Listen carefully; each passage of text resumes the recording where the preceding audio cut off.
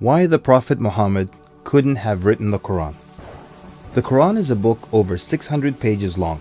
It covers a wide range of topics and was revealed bit by bit over a period of 23 years.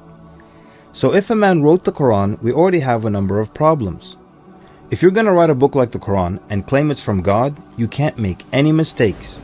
The book can't contradict itself, and you have to keep it consistent as you add to it over a period of 23 years and keep the message consistent. The grammar and style also have to remain the same.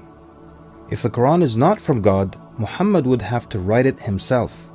That means in the middle of the Arabian desert, with no books around and being illiterate, he would have to know law, civil rights law, criminal law, family law, labor law, military law, personal injury law, real estate law, and tax law. He would have to know history. With little to no Christian presence in Mecca, he would have to know the stories and events in the lives of the prophets before him, the history of past nations, Judeo-Christian religious rulings, and he would have to know it well enough to somehow offer additional information and details not found in those books.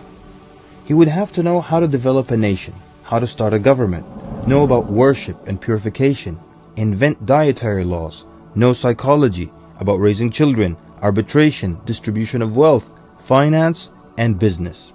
In the area of science, he would have to know embryology, oceanography, about plate tectonics, cloud formation, UV rays, know about plants, mountains, bees, the human brain, the Big Bang, and the expansion of the universe. And in order to make the book complete, he would have to have knowledge of the future so he can write things that will happen in the years to come. He would have to be a time traveler in order to insert his name and mention in the Bible.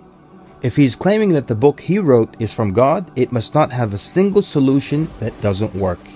He must also keep his emotions and personal life out of the book. The book should not reflect happy times nor sad times in his life.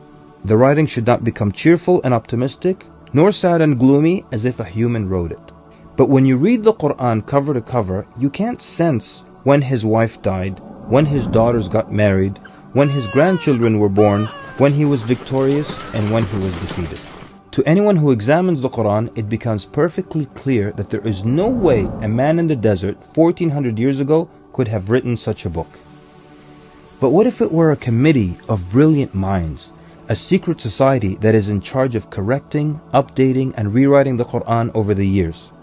Their job would be to make sure that the book appears to be accurate, has no mistakes or contradictions, and to keep updating it to agree with science and the changing world.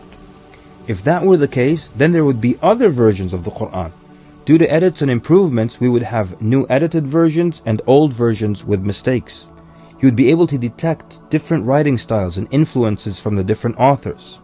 The problem with all of that is, there is only one Qur'an. So one man didn't write it, and a committee didn't edit it, so where did it come from? What if clever devils dictated and influenced a man to write the Qur'an?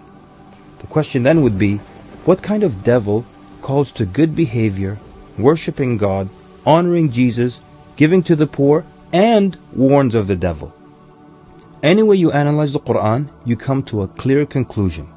It could not have been written by a committee, a devil, nor the Prophet Muhammad. Since it's impossible for Muhammad to have written it, then that means he was truthful in that it is from God. If it is from God, that means he was a genuine prophet. And if he's a genuine prophet, then his message should be heeded and obeyed.